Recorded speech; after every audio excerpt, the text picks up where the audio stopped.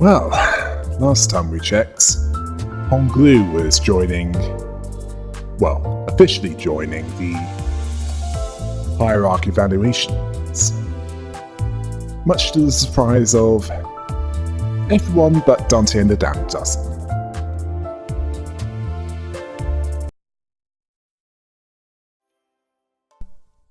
The audience was gossiping, asking if that's Jia Bayu, asking what he's doing there and what he just said. Ishmael had a feeling this would happen. The hornet's nest was kicked. Then, just as things couldn't get any more awkward, Don Quixote shouted at the audience to gaze upon their glory as the final band of heroes arrived. Yi Sang would rather not be a part of this. Gregor told him not to pretend that he's not with them, telling them to at least give the audience a wave. Dante was able to read the room better and noticed that they weren't taking this announcement too well.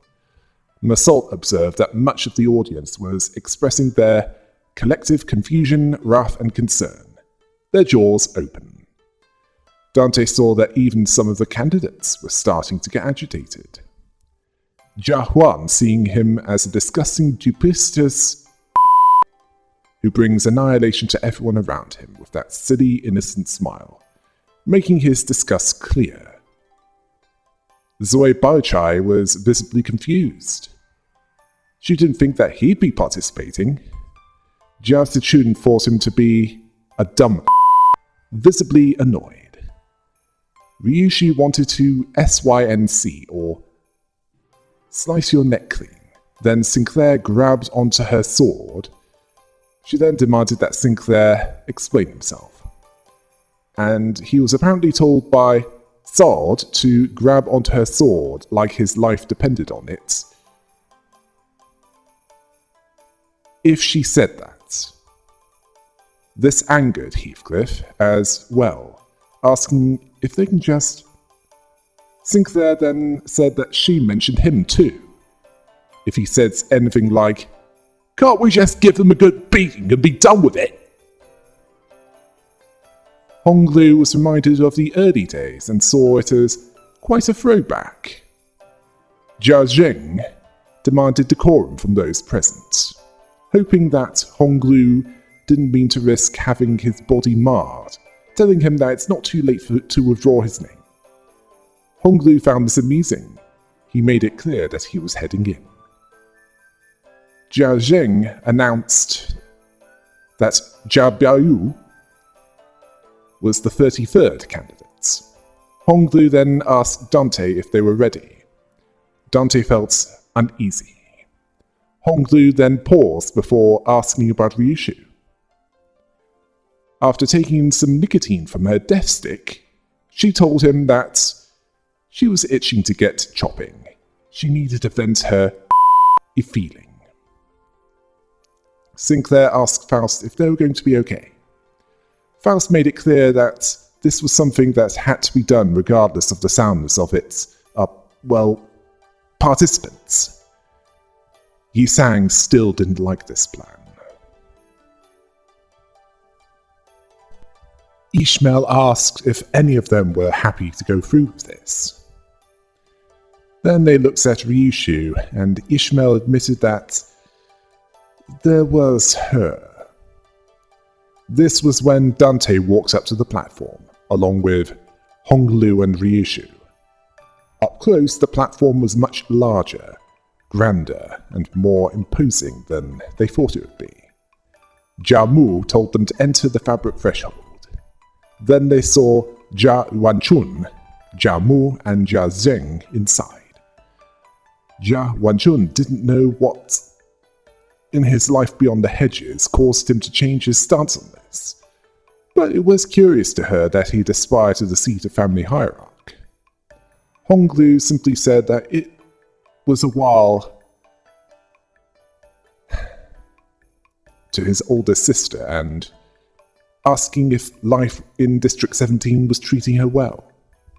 She responded by saying that she had seen and learned so much as he has, Jiamu paused for a few seconds before she spoke, saying that she now sees the true reason for his returning home that day. Honglu apologized to his grandmother. He didn't want it to be common knowledge. She understood that now that he's revealed his intent, he can no longer withdraw. She told him to present the answer that he's brought there. Honglu understood that they've already sat through many people standing in the same place he is in now, explaining what it was that they'd brought. So he thought that they'd prefer that he give them a straightforward visual demonstration that made him, well, rather than make them sit through a 1,000-word lecture, as they've done for most of the last 32 times. He then gave Ryushu the signal. She understood. Faust explained that their answer that they may demonstrate before them is resurrection via Dante's power, to show them that to them, death is but a temporary setback.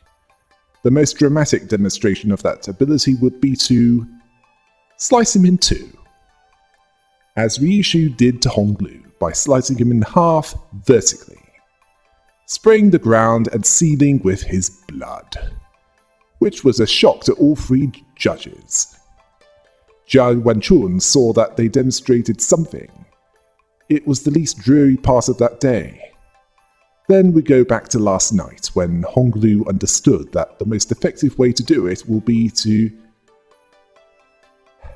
have himself killed in front of them, so that there's no ambiguity. Faust confirmed this. Sinclair was uneasy at what this implied.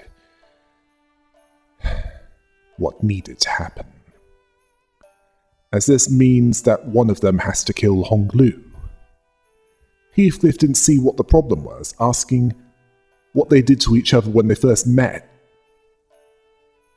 Yisang asked if he was implying that he was still willing to murder Honglu without hesitation. Heathcliff was, well, he was nervous at him putting it like that. Don Quixote didn't want to hurt them more than she already has. Faust saw this as while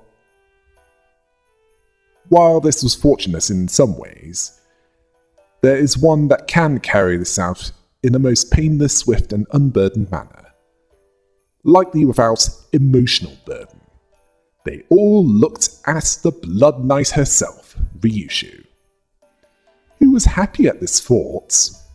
The thought that she could kill one of them without Virgilius off. She asked Honglu how he'd like to be cut.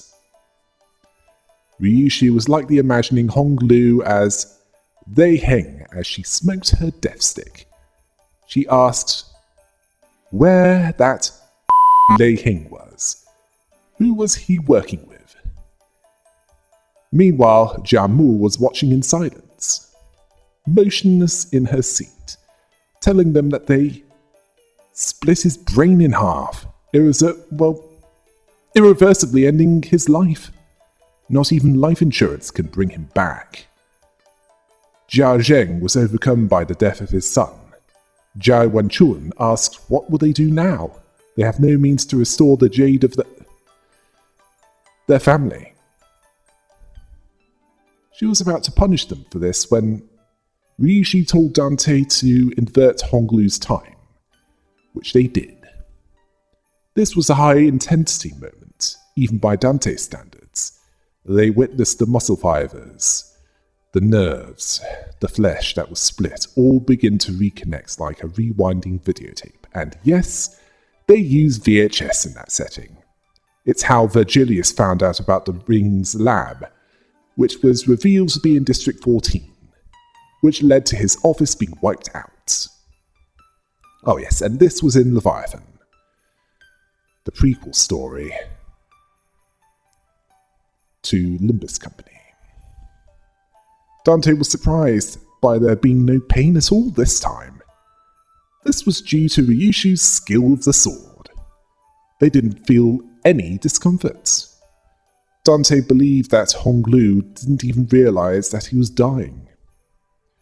Jia Wanchun saw it was a while since she and her brother met, seeing this as quite bold. Dante didn't like where this was going. Ryushu smelling beasts. Dark shadows appeared outside the curtains, surrounding them before they realized what was happening. Ryushu identified them as Haishu of the bull, rooster, dragon, and monkey. Clearly, what was happening provoked a strong response. Jia Wanchun reminded them that the task was to find the answer to freedom from aging and death, not to break a taboo and participate the destruction of their home. It wasn't long since the family that once led H-Corp was brought to ruin. No arbiter nor claw shall ravage a family of Hongguan again. Ah yes, I think I know what she was implying. Just as Jia Wanchun was about to order the Haishu packs to kill them, Jia Mu stopped her with a wave of her hand, telling her to wait. Jia Wanchun told her that if this resurrection was complete, the head would... She stopped speaking, as if she didn't need reminding of what happened previously. Jia Wanchun was then telling her that this must end before they... Jia Mu told her to hold for one moment. To be rash in judgment is to judge incompletely. Clearly, time inversion was something that she suspected wasn't the first time they had done this. And if the head saw that as the taboo broken, they would have been the target long ago, long before they got to Hongguan. Which doesn't seem to count as resurrection, as it reverses time to make it as if the death never happened. Besides, T-Corp likely uses time inversion in an enclosed area, which explains certain mechanics in the game Limbus Corporation.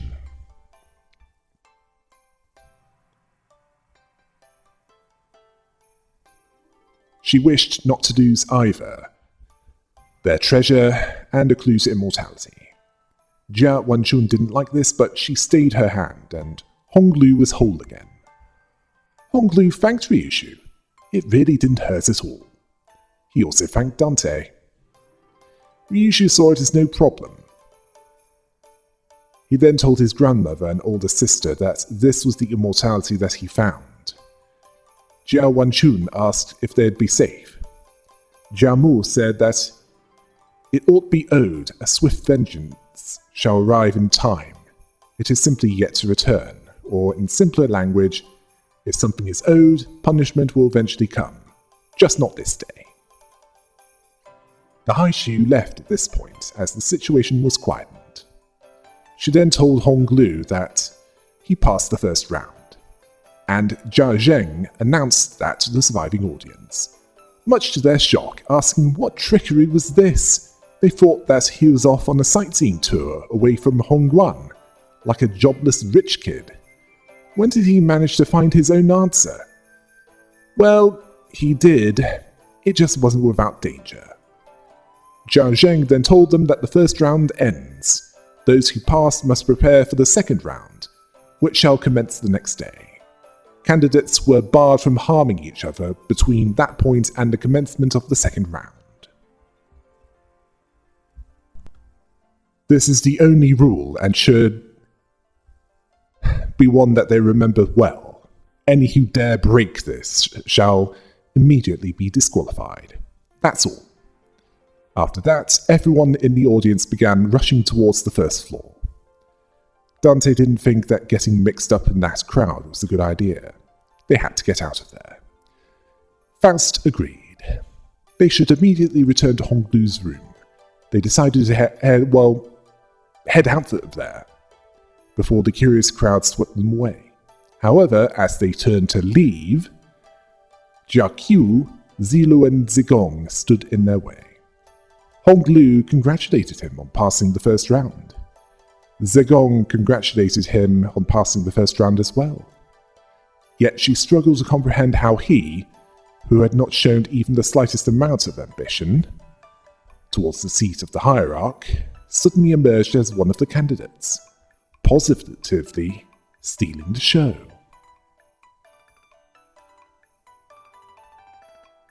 Roger passed this off as sometimes people get swept up by random surges of ambition.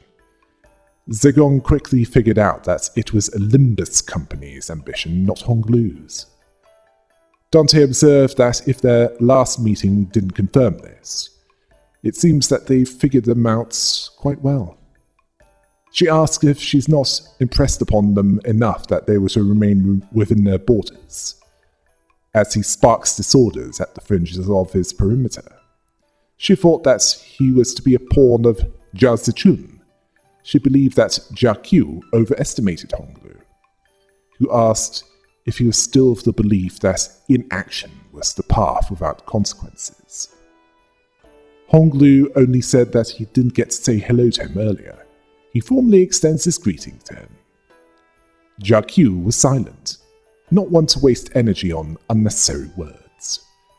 Honglu understood that this was the first time that they were meeting face to face since he reached adulthood. He then asked if he stitched Shi Jiha and Qing Tao's heads back onto their bodies. This caught Heathcliff's attention. He didn't see this coming, nor did the others. Ishmael saw this as how siblings from Hongguan greet each other. Well, they're distant relatives at least. Gregor saw Zui Barchai as just an exception. Jia Qiu saw that as a question undeserving of an answer. He had arrived there, unprepared, yet ready to cast himself into the flames, all for the mere reason that his turn had come. If his mind hadn't changed, it wouldn't have been wise to remain unseen and unnoticed as he was. Honglu thanked him for his concern. Jia Qiu saw this facade of wisdom and pensiveness worn upon his speech was truly intractable. Honglu asked why he said that. This made Jia Qiu tighten his grip on his weapon. Then Ishmael quickly jumped in, reminding them that there's a rule preventing those that pass the first round from killing each other before the second round starts. She was hoping that she wasn't the only one who remembered this. If he's going to bully them, he shouldn't be surprised if there were consequences. Asking Otis if she's finished the preparations. Otis told her that the reinforcements were standing by at the front gates. Heathcliff was confused. What reinforcement? Otis interrupted him by saying, which is why she's warning her that taking rash action prior to the start of the second round could result in a pointless skirmish for both of them. Zigong wasn't fooled. It was an illusory army in an empty fortress. Although sheer might is hardly the quality one should flaunt regardless. Otis had no comeback from that. Oh well, it was worth a try. Jia Qiu had no intention to fight them there. Who told Honglu that he'll suffer greatly for getting ideas above his own abilities, yet if he wished to challenge and be broken, then this was meant to be. They then turned around and left them. This was simply a warning, at least by their standards. This was a relief to Sinclair, as he was worried that they'd have to fight Jia Qiu and his Haishu pack. Ishmael understood that they saw right through them in the end, implying that she didn't think it would work, telling Otis that her teamwork was nice. This did not make Otis happy, seeing it as impotence. asking if they didn't notice that they didn't even glance at the rest of them throughout the entire exchange. Then they saw Zoe Baichai peeking out from a pillar before walking up to Honglu. She was happy that he passed the first round, then asked what was going on there. She didn't imagine that he'd be participating. Honglu congratulated her as well for passing the first round. She asked if he didn't want anyone to know, considering that he didn't tell even her. Honglu imagined that he provoked quite a response from everyone. Gregor was starting to feel bad about this, as they somehow ended up lying to everyone. Ishmael advised him not to beat himself up about it, to own it instead. Zoe Baichai was happy that Honglu decided to take part. She was angry that he might have already left Dagran 1 far away from her again by the first time that she was finished with the family hierarch war. That would have been too bad. Then she brightened up as she was glad that they'll be able to spend more time together, even as contestants, telling him not to forget to say hello and give a wave as they run into each other. She then left to rejoin her faction, waving sweetly as she did so. Upon arrival back at Yi Hongwan, Zeren greeted Honglu upon his return. Honglu then said good evening to her. Dante saw her bow wordlessly in that same detached coldness that they sensed earlier. She didn't seem that excited about Honglu's success that day, nor did she appear concerned about him. Zeren then told him that a letter arrived for him. Ishmael saw the envelope and asked her if she didn't even try to hide the fact that it had been tampered with. She told her that it's her responsibility to deliver the letter, not to protect its integrity. She asked Honglu if he was sure that she's his maidservant. Honglu said that it was okay, she wasn't wrong. Then we saw a vision of the past where Jia Bayu asked Zeren, and it was to do with Jia Ling, who promised to play a rock-tossing game with him, but couldn't find him anywhere. Zeren in the past was clearly quite different to how she is now. She struggled to tell him something. She asked him how many numbers he had learned so far. He had learned up to 10. She told him that he'd be back after 100 nights of sleep. Sleep 10 nights, 10 times, and that's 100 nights. Clearly he was a bit young for multiplication at that point. He praised Zeren for how smart she was. She simply told him that it's what they all learn when they grow up. 100 nights later, Jia Bayu still didn't know where Jia Ling went. Zeren thought how to put this, asking if she said that he was to return. He reminded her that she'd said that he'd be back after 100 nights. She told him that 100 nights is hardly enough. It would take at least 1,000 nights, given what they did to him. Jia Bayu understood, commenting how smart she was. Then it was revealed by Zeren that it had been years, and Jia Ling's body was starting to decay. He had lost control over half of his body. Jia Bayu was troubled. This was even after he was fed the boluses that he had sent him, and she had told him that the boluses were useless, as the decay had reached his brain, and she overheard from the other servants that it's impossible to recover from such a wound. The body was functionally dead. Death would be a relief compared to that. Yes, clearly this was a method of assassination that didn't grant the mercy of a quick death. She told him to forget this naive hope and forget about him. This was disappointing to Jia Bayu. who said that she was always so smart. Then we get back to the present, and Dante was silent about this for now. Ortiz then read the letter. They nervously understood. She walked up to read the letter, which was from Sod, which stated that she heard that they passed the first round. She wrote this letter in advance, as if they failed, they wouldn't be there to read it. Roger wasn't amused by this. Then Sod went on to say that they can save the celebrations for later. The real game starts in round 2. The other candidates must have been making alliances, strategies, sharing information about the next round. Meanwhile, they stumbled around, aimless and alone, before returning to their lodging, where they were reading that letter.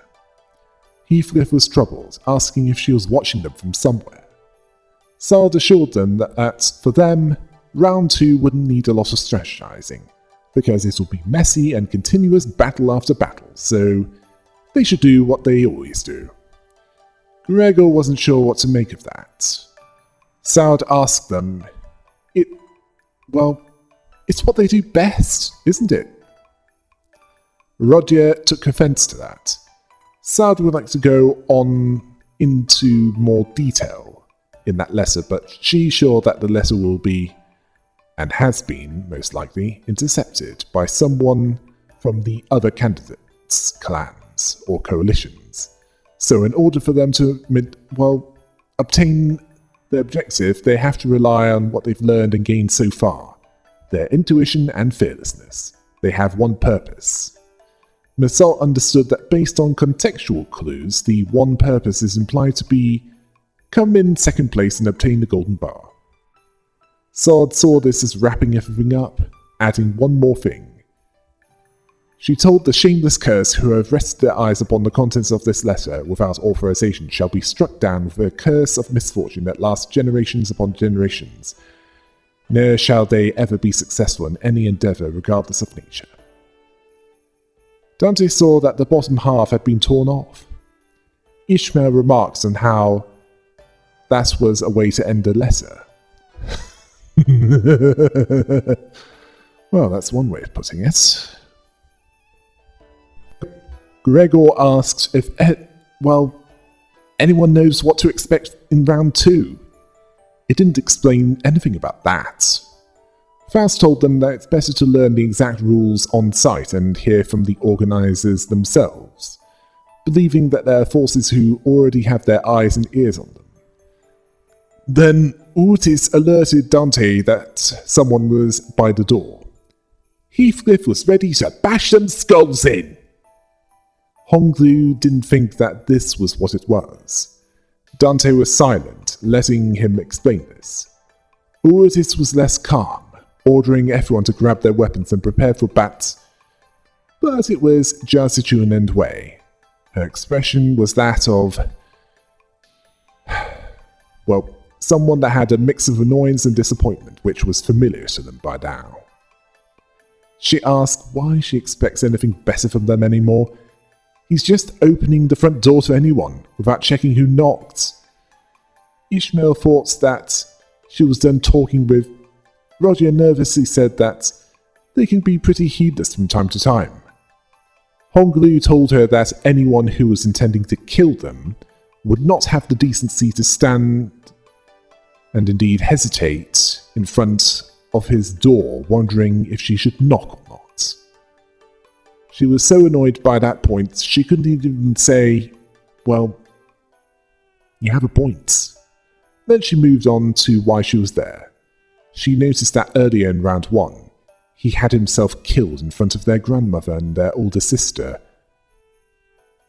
along with their father, and revived himself in front of them. Honglu confirmed this. Jia Sichun asked, why go that far? What had gotten into him? Family hierarch? Why now? She could just tell by the look on... she could just tell from the look on that face that He couldn't care less about becoming something like that, asking if they told him to do it. Implying Limbus Company. Roger asked her to imagine, just for the sake of it, if their actual goal wasn't to come in first place. Zhao Zichun asked her if she expects her to believe that. Roger was forced to agree with her. She wouldn't believe that either. Then she got to why she was there. She wasn't there to ally or parley with him. She was never doing that again. A pity. If she knew what their true objective was, I'd think she'd be all for that. She told him that it would be nighttime soon. His room had always been so dark because he barely let so much as a ray of moonlight in. Otis understood this to mean that she's warning them of uninvited guests coming soon. Zhao Zichun confirmed this. They won't be letting Hong Lu, a sudden, unforeseen variable, spend the night in peace. Dante asked if they didn't warn them that round 2 candidates were, prohibited from hurting each other before round 2 officially started. Otis understood that what mattered was the wording of that law, not the spirit of it. Zhao Zichun told them that they won't intervene as long as a candidate is not trying to kill a fellow candidate with their own hands, implying that nothing is stopping them from hiring third parties to do it for them, advising them not to trust anyone, not even his maidservants. Honglu thanked her for coming in person. She made it clear that the next day they'll really be enemies, saying that it might be too late to change anything.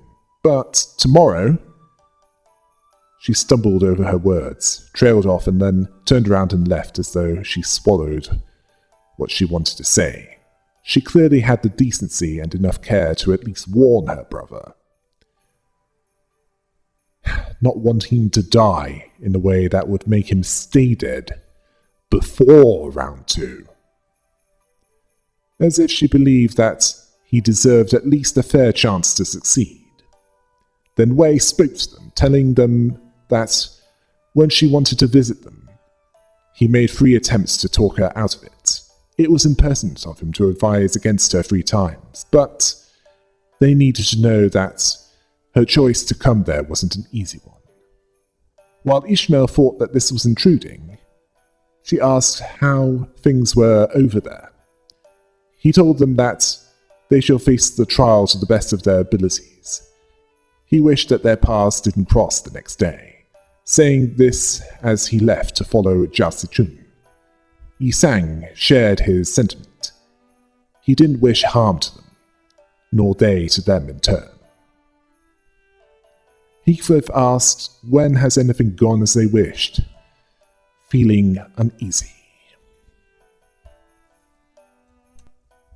Later that night, someone was singing, "O moon, once it waxes, it wanes. O water, once it fills, it overflows. For all lights must go out, the night is still." Honglu saw it as time. Uotis told them to sharpen their senses, asking, what are some infiltration routes in that building that their enemies could use? Honglu thought about it, and told her that it could be anywhere that an assassin is willing to put their mind to accessing. One even appeared from under his bed. Sinclair believed that to be terrifying. Ryushu knew where they could appear from, as she was using her death stick to clog her lungs and take in nicotine. She suddenly pointed up and told them that they were above them. In the ceiling. Someone landed above them. Honglu understood that if they were hiding in the ceiling, there must be more waiting for them just outside. He was speaking of this as if he was waiting for them to join them for tea. Then the assassin was impressed by this, seeing him as pretty sharp. Uotis was on full alert after this, and she, along with the others, whipped around and swung their weapons towards the voice. But The assassin dodged back with ease and began chugging from a gourd in his hands, likely full of alcohol. A smell that Heathcliff recognized. Surprised that he was drinking on the job. The assassin told them that he was an old guy on the night shift, believing that he deserved a drink. He told his assassins that the target was Jab Bayou, telling them to kill him and call it a night. The enemies then flooded into the room. They were Padaio assailants, curved sword wielders that bled those that they hit, gaining clash power if there's enough of the bleed status on the target, with some unbreakable coins in places. The counter inflicts bleed and also bind, along with offense level down and defense level down next turn,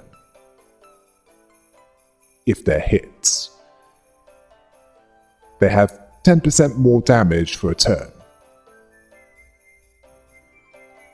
And if they're hits when they win a clash, the enemy they deal 20% more damage. They will, of course, prioritize Honglu and cause 0.5% more damage for every 1% of missing HP, up to 50% more. If they're at 70% or more HP and they don't hit Honglu, they'll have a weaker attack power next turn. If they are at 70% HP or less at the end of a turn and they fail to hit him, they'll gain more attack power, likely encouraged to try harder and inflict more bleed next turn. They're weak to slash and strong against blunts. After fighting through some of his subordinates, he kept drinking his booze and speaking as if he was totally wasted, asking if they're still working on it. Otis could see that they were continually underestimated by their foes. Shi Jiha made that same mistake, asking if he didn't seriously think that they'd be defeated by such a pathetic force. This made their leader feel like he's having an early hangover, telling her not to compare him to Shi Jiha. Faust advised caution, as his combat capabilities were superior to the others under his command. Otis understood this to be why he was so sure of himself. She then demanded that he identifies his name and allegiance. He then told her that she really thought that he'd just tell her if she asked him nicely. Working in that line of business, he had no name or allegiance to give. But he had a title that others gave him, something he does after surviving this long. He who emerges with a liquor bottle, only to fade into the nightly shadow. The world has deigned to call him the Night Drifter of the Drunken Palm. He then joined the battle personally. He was similar to his subordinates, but when hit, he gets 20% more HP. And when he loses the clash, he takes 15% more HP damage.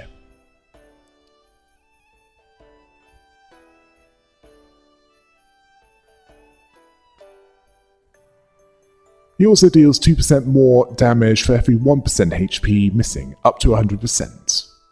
He'll gain 3 offense level down if he fails to hit Honglu when he's at 70% HP or more, and will gain 6 offense level up if he fails to hit him when he's at less than 70%. Less than 70% HP. He'll also, with some attacks, take a swig, which heals 3% HP if there's 3 swigs on them, and gain attack power and fragile if at a full 5. He'll recover from stagger at 50% HP and end the turn and fix his speed to 10 the next turn to deal the true deception. The true decapitation death blow, which greatly increases offense level up, attack power, and damage up to take down Hong Lu, who did so at a speed that was so fast that Hong Lu didn't even have time to react or even able to defend himself. The Night Drifter's fighting style emulates the Chinese martial art of the drunken fist, which, unlike him, is meant to imitate the foes of a drunk person, full of unpredictable and confusing movements, intending to disrupt the opponent. This fighting style was first said to have been referenced in Water Margin, one of the 4 prominent pieces of classic Chinese novels. Another of these 4 pieces is Dream of the Red Chamber, which is the source material for Chapter 8. After that, Uji saw that the Night Drifter was next, and he was also the last one. And he saw her strangely confident for someone who had failed to protect her master. Dante understood that he didn't know that death was a temporary setback for the damned dozen. The Night Drifter saw that now that he's claimed Hong Lu's life, he should be free to clock out. There's no going back from a crushed brain. He thought this to be a shame. Had he studied under him, he could have matched him in skill. Then he disappeared from the room without another word. After that, Dante revived those that were killed, including Hong Lu. Ishmael asked who could have possibly sent him. Heathcliff suspected Jia Qiu, as he was glaring at Hong Lu. Sinclair pointed out that there were plenty of people doing that. He laughed at this. Heathcliff asked if he was alright, if his brain was feeling funny. He should ask Dante to invert time again. Hong Lu told him that this feels new to him. This clearly wasn't the first time that he was attacked, as whenever he was attacked there, that building felt so vast, but with all of them there with him, he felt so crowded and alive. Roger asked how that was funny. Gregor understood this to mean that he's happy they've got his back. Typical villain action, disappearing while assuming that things went to plan. Although, how was he supposed to know that Hong Lu can be time inverted back to life? If he did, he'd have taken out Dante first, and then Hong Lu. Even Big Brother Ricardo of the Middle and First Kindred Don Quixote knew better. They targeted Dante as they could tell that they were the reason why they kept coming back. The next morning at Yi Hongguan, Zeren brewed some nuer tea, or jasmine green tea, asking if he'll imbibe some before departing. Ishmael advised against that, asking if he remembered how the envelope that they received the previous night was torn open, telling him to refuse it. He would love some tea, thanking Zeren. She handed him the tea and he sipped it. Ishmael suspected that the tea could be poisoned. Even though they have Dante, he's being too reckless. He didn't think that he was being reckless because Dante was there. As if he had been poisoned, he'd be needlessly hurting Dante. He believed that even if she'd become a lot less friendly, she's still Zeren. So she thought it'd be... well, he thought it'd be okay if she was the one doing the brewing of the tea. This was when Dante realized that Zeren's odd change of character was similar to those that they saw earlier in the backstreets of District 8. Dante asked Hong Lu if she went through a lot of revivals. Hong Lu confirmed this, as she was his closest maidservant, so she was on the most expensive version of life insurance. Dante asked if her memories were intact. He confirmed this, as life insurance doesn't decay your memory, but it still slowly erodes away, like a stone weathering merciless gusts and rainstorms. The memory shrinks and shrinks, slowly losing its definition, until the form itself is lost. It only leaves the faint sensation that the stone was once there, until it was no more. Zeren quietly cleared away the tea set, It was unclear if she heard Honglu or if she cared at all, if she did hear him. Regardless, they left her to do her job and made their way to the palanquin that was waiting to take them to the round 2 venue. Uotis told them that when marching out to meet your foes in battle, Dante saw that normally the others wouldn't have taken her seriously, seeing her as overdramatic, but today they knew this was serious and were listening intently on her every word. They've encountered many of the candidates already, and their factions, and even a Haishu pack. This was enough to take her seriously. Uotis told them that they must first learn as much as possible about their primary foe, the one that poses the greatest threat to them. That is Jakyu. She wanted them to list everything that they've learned about him so far. Ishmael told them that they knew that he had no problems dealing with things personally, based on how he grabbed the severed heads. He also tried to make sure that both their team and Jiao Sichun's wouldn't participate in the family hierarch war. Yisang reminded them that he was flanked by Zilu, who was a mighty Haishu, and Zigong, a strategist. Roger believed that he sent the assassins from last night. Ishmael could tell that he was wary of them, so they should stay on their guard. Honglu reminded them of the 4 ancient and great houses of Jia, Shi, Zui, and Wang. Long before he was born, it was a den of political intrigue, where a single misstep could result in death. The most power and influence is in the hands of the Jia, which meant that he was on the top of the world, afforded a life of luxuries and leisure, the kind of envious life that everyone looks up to and aspires to attain. But Jakyu, he was beneath even the rock bottom of that same world. Yisang saw this as a metaphor for Jiakui, who it is suspected that someone pushed him to the depths. Honglu confirmed this. Many hands pushed him towards the cliff until there was no more room to back up to, until his only choice was to plummet. He's the last surviving descendant of the annihilated Kong family. This didn't make sense to Don Quixote as he was Jakyu. Honglu explained that his mother was from the Kong family. Don Quixote still didn't follow. Honglu suspected that his hand was one of those that pushed him off the cliff. Sinclair didn't think that he was the kind of person that would do something like that. Honglu told him not to make excuses for him. Envy and jealousy came from... well, it came about from his grandmother and his elders' favoritism. Where there's a zenith, so exists a nadir.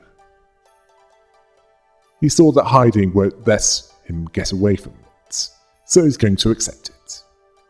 Honglu remained placid throughout this reveal, as though he was making innocent commentary about the weather as clouds passed by. Ryushu told him to watch out for the ones working with the thumb as well. She was more agitated than Honglu was. Ishmael understood that she meant the walking brick house from earlier. Ryushu reminded her that he was called Lei Heng. Roger saw that she was weirdly worried. Ryushu told her that it was because he was powerful. Roger asked if Ryushu had ever called someone powerful before. None replied, well, if she says that, he's not someone that they could take on yet. I mean, she had a similar reaction to Big Brother Ricardo of the Middle.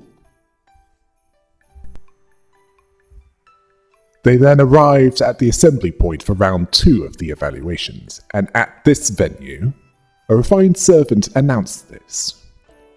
Dante and the damned dozen found themselves in a deep subterranean area with multiple lifts installed in it. Some of the contestants were already rising up onto those lifts. Most decided to remain down there to quietly and furtively discuss their strategies. As for them, they were slowly getting used to their presence, drawing the attention of everyone in the room the moment that they entered. The refined servant told the contestants that they must now each board their lifts and ascend. Sinclair asked if they should get going as well, feeling that they are drawing too much attention. So they should. Then they were stopped by a voice calling to them. It was Din Dayu, one that Honglu knew who recognized him, as he did with her. She asked him if he had been well. Dante remembered a child that looked like Din Dayu a few times in Honglu's memories, beaming at him as she made a mound of petals with her hands, yet now she looked at him with no emotion that could be determined, with a spear in the very same hands. Honglu thought for a few seconds, and he told her that he didn't think that she'd be participating in the family hierarchy war. She reminded him that her family can't exist unless they're in the service of greater houses. She's a blade serving the Zui family. Honglu understood that she served Zui Baichai's family. She told him that she'd be fighting in the service of others until the day she dies. Then Honglu took a step towards her, but she raised her hand and pushed him away. It wasn't a threat, but this gesture, with such implicit resoluteness, brought Honglu to a stop. Then we found out why. A memory of the past revealed itself when Jia Bayu told her that he'd be departing Dagwan 1 soon. The eldest commanded him to leave there and experience more of the world. This surprised Din Dayu. Hurt that he's leaving her now, still refusing to illuminate to her the truths of that day. She asked, why? Why won't he stop smiling like that? She then hoped that she'd never see him again, hoping that he'd never come back.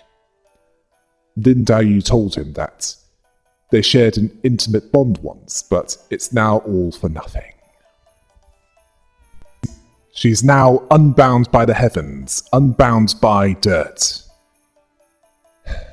Still lies her heart with emptiness rot.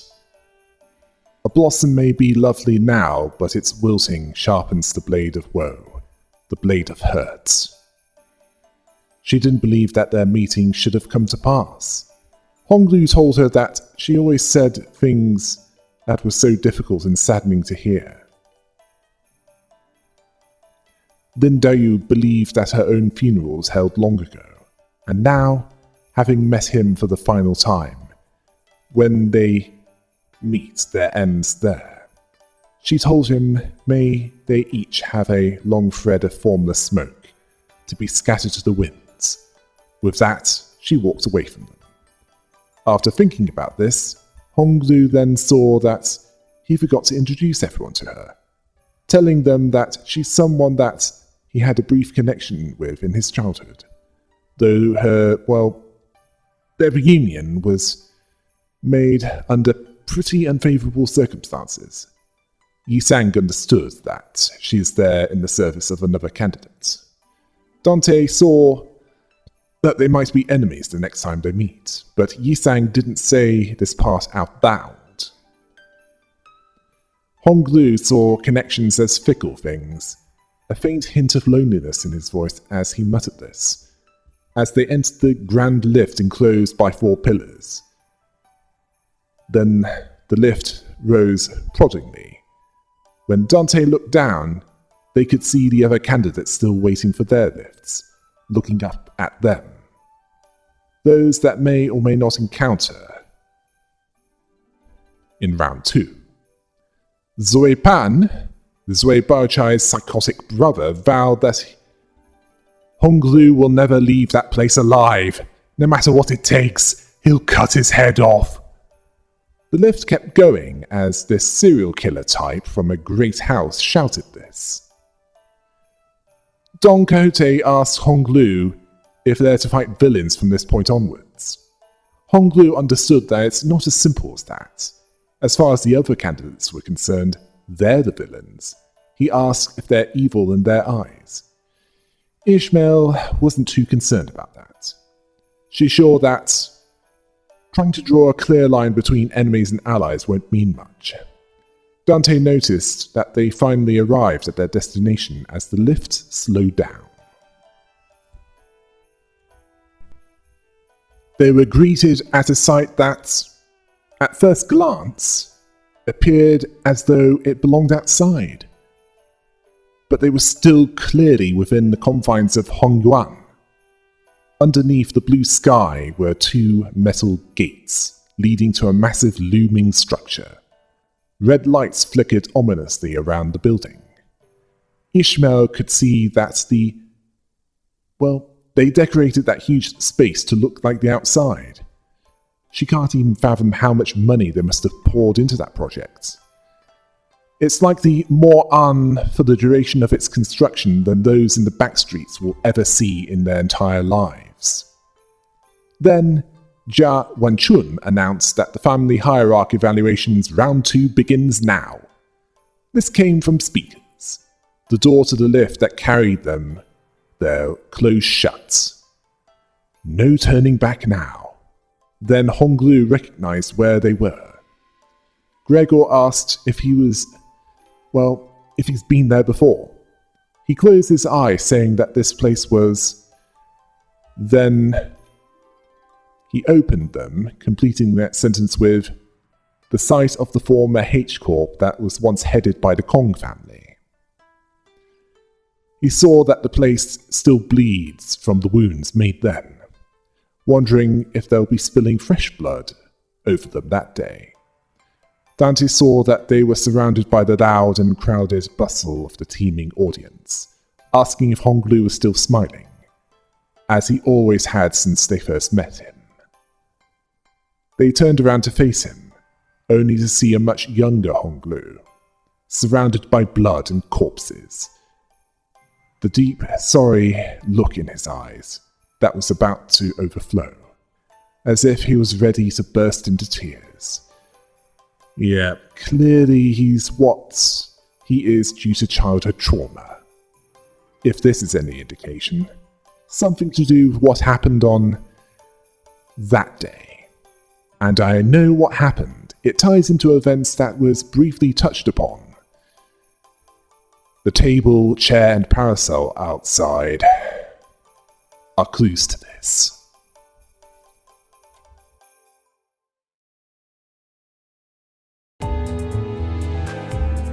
This is the end of Chapter 8, Act 1. Act 2 is next. Until next time. Hail the rabbits!